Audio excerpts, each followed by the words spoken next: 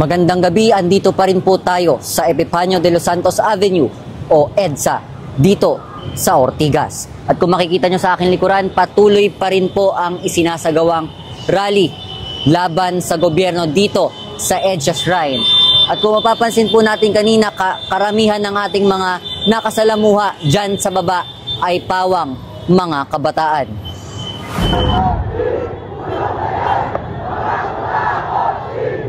Nagsimula ang pagrarally sa Epifanio de los Santos Avenue o EDSA alas 2:30 ng hapon. Ilan sa mga rallyista ay nagmula pa sa Luneta Park kung saan nagrally kaninang umaga. Halos 2 oras ang kanilang nilakad bago makarating sa EDSA. Habang ang iba naman ay nagmula pa sa Ayala kung saan nagkaroon ng komosyon sa pagitan ng mga pulis at mga rallyista ayon sa mga balita.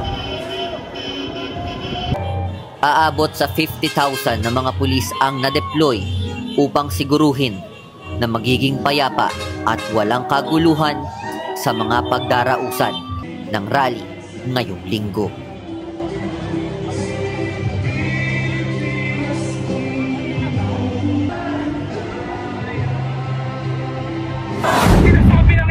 Kami ay mga kabataan lamang, ngunit mga kasama, kahit tayo ay mga kabataan, tayo pa rin ay mga mayroong mga boses, kaya naman, kulong na yan, mga kurakot, mga kurakot, makukulong kayo! Managutin ang dapat managot, nais natin ang magkaisa, nais natin ang pagbabago, at hindi lang ang bawat tao na nandito sa EDSA o kanina sa Luneta ang nananawagan.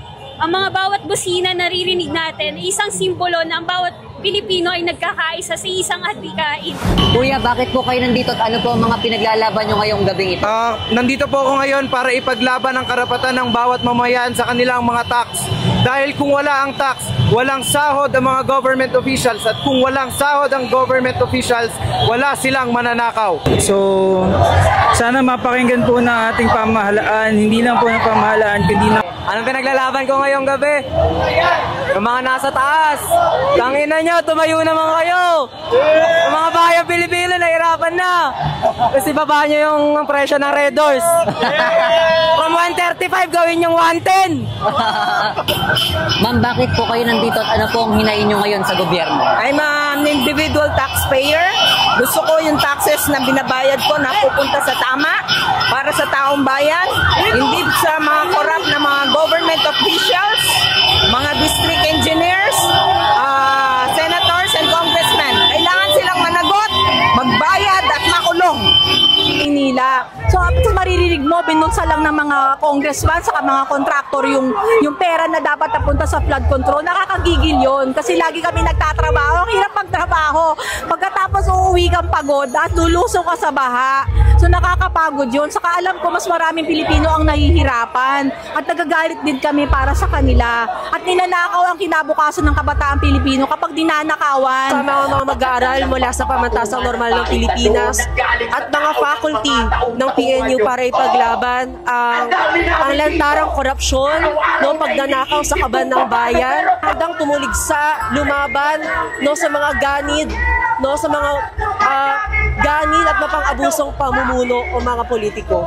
Ang hinaing lang po namin dito, hindi po lang, ang hinaing po namin dito, magpapagawa po sila dito ng halagang 200 milyon po na playground. Anong klaseng playground po ang pinag-uusapan dito? Pera na naman po ng taong bayan yan, pera na naman po nating mga mahihirap yan. Naniniwala ako na ang kabataan ang pag-asa ng bayan at sana po dapat po maging totoo. Wag ho rin tayong malihis ng landas sa kung ano paman.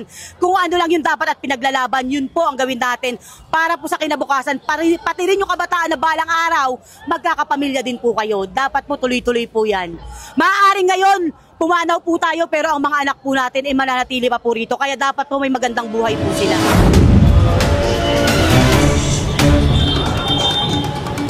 Dumating din dito kanina sina Senator Kiko Pangilinan at Risa Contiveros upang makisalamuha sa ating mga kababayan. Habang iba't ibang mga grupo naman ang tumulong upang maidaos ang protestang ginawa sa araw na ito. Katulad na lamang ng Manibela na sa iba't ibang panig ng Pilipinas ay nag-alok ng libreng sakay para sa mga lalahok sa malawakang kilos protesta.